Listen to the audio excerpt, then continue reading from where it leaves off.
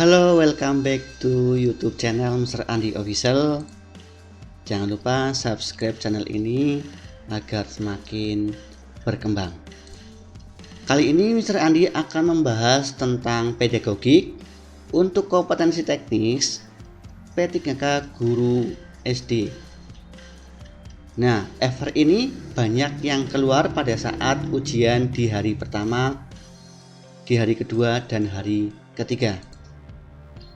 FR soal P3K guru SD ini berdasarkan pengalaman dari beberapa peserta di tingkat kabupaten dan provinsi yang berbeda.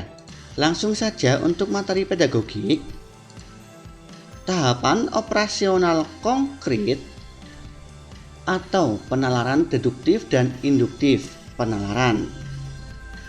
Penalaran adalah proses berpikir yang bertolak dari pengamatan indera, pengamatan empirik yang menghasilkan sejumlah konsep dan pengertian. Ada dua penalaran, yaitu penalaran induktif dan penalaran deduktif. Penalaran induktif atau menarik kesimpulan dari dari khusus ke umum. Menurut Piaget, anak pada tahap operasional konkret hanya menggunakan penalaran induktif saja. Yang dimaksud dengan penalaran induktif adalah tipe pemahaman logika yang dimulai dari observasi objek atau peristiwa untuk menyimpulkan keseluruhan dari objek yang telah diobservasi tersebut. Penalaran induktif ini masih bersifat sementara karena masih ada kesempatan untuk munculnya informasi baru yang tidak mendukung kesimpulan tersebut. Penalaran deduktif yang kedua menerapkan hal-hal yang umum terlebih dahulu untuk seterusnya dihubungkan dengan bagian-bagian yang khusus, atau kebalikan dari penalaran induktif. Kalau induktif dari hal yang khusus ke umum, ya, sedangkan deduktif dari hal yang umum ke khusus, ya. Ingat-ingat.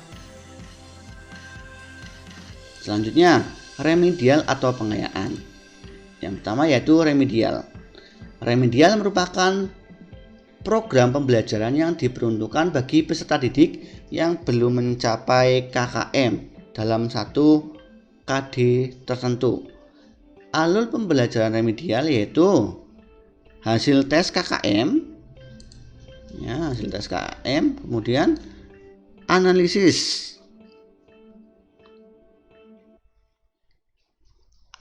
tes, selanjutnya pembelajaran remedial, selanjutnya guru membimbing secara individual atau bimbingan secara kelompok, pembelajaran ulang, pemberian tugas atau pemanfaatan tutor sebaya. Kemudian terjadilah tes ulang atau remedial, ya. Kita akan bahas satu-satu. Strategi pelaksanaan pembelajaran remedial yaitu yang pertama pembelajaran individu ya ini, ya. Ada beberapa peserta didik yang mengalami kesulitan yang berbeda-beda. Nah, ini harus dibimbing secara individu. Yang kedua, pembimbingan kelompok. Ada beberapa peserta didik mengalami kesulitan yang sama. Nah, kita solusinya yaitu pembimbingan secara kelompok.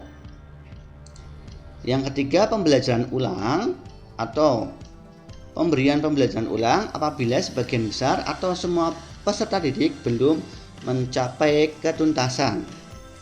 Yang keempat, pemberian tugas, dan yang kelima,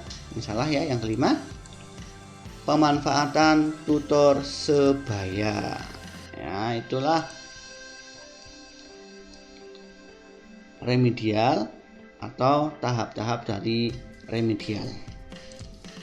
Selanjutnya, pengayaan. Pengayaan merupakan program pembelajaran yang diberikan kepada peserta didik yang telah mencapai dan atau melampaui KKM. Bentuk pelaksanaan yaitu belajar kelompok, yaitu sekelompok peserta didik yang memiliki minat tertentu diberi tugas untuk memecahkan permasalahan Yang kedua, belajar mandiri, yaitu secara mandiri peserta didik belajar mengenai sesuatu yang diminati menjadi tutor bagi teman yang membutuhkan.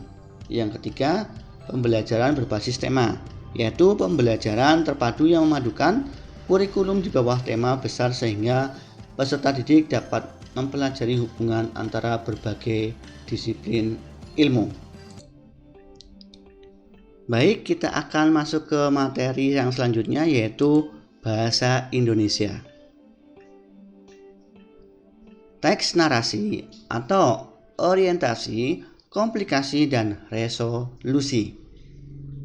Teks narasi adalah salah satu jenis teks pola pengembangan paragraf yang berfungsi untuk menceritakan suatu peristiwa atau kejadian secara beruntun dan mendetail dari awal, tengah, hingga akhir dengan urutan waktu atau bersifat kronologis. Tujuan menceritakan kepada pembaca seolah-olah berada dalam cerita tersebut atau dengan kata lain mengalami hal tersebut dan menambah wawasan pembaca. Ciri-cirinya berisi peristiwa terdiri dari beberapa paragraf, disusun berdasarkan urutan kronologis dan waktu, dan konflik ada amanat pada teks narasi tertentu. Jenis teks narasi ekspositorik atau karangan biografi. Teks narasi sugestif membawa pesan tertentu pada pembaca. Teks narasi artistik, fiksi dan non-fiksi, imajinatif, bahasa kiasan untuk hiburan. Struktur teks narasi. Yang pertama, orientasi, penyajian awal, tokoh, penokohan, latar tempat, latar cerita, latar waktu, latar suasana, dan unsur-unsur lainnya. Komplikasi, ada konflik, resolusi, jalan keluar dari konflik, dan yang keempat, koda atau akhir cerita.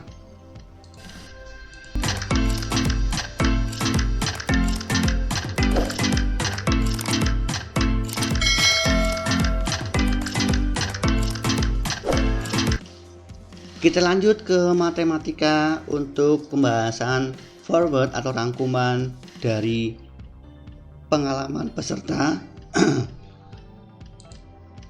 Dari pengalaman peserta yang tes di hari kedua dan ketiga. Materinya yaitu luas lingkaran. Luas lingkaran sama dengan pi kali r kuadrat. Keliling lingkaran sama dengan 2 dikali pi dikali r. R masih ingat ya, R yaitu jari. Keliling lingkaran yang lain dapat dihitung dengan pi dikali d, di mana d yaitu diagonal. Oke, kita tulis ini. R yaitu jari. Sedangkan d yaitu diagonal. Oke ya, masih ingat pasti. Pi sama dengan 22/7 jika ya, dengan catatan jika nilai R atau D, nilai jari-jari atau diagonal merupakan kelipatan 7. Ingat ya, merupakan kelipatan 7 ya. Menggunakan 3,14 jika nilai R atau D bukan merupakan kelipatan 7, kebalikan yang ini ya. Oke, contoh soal.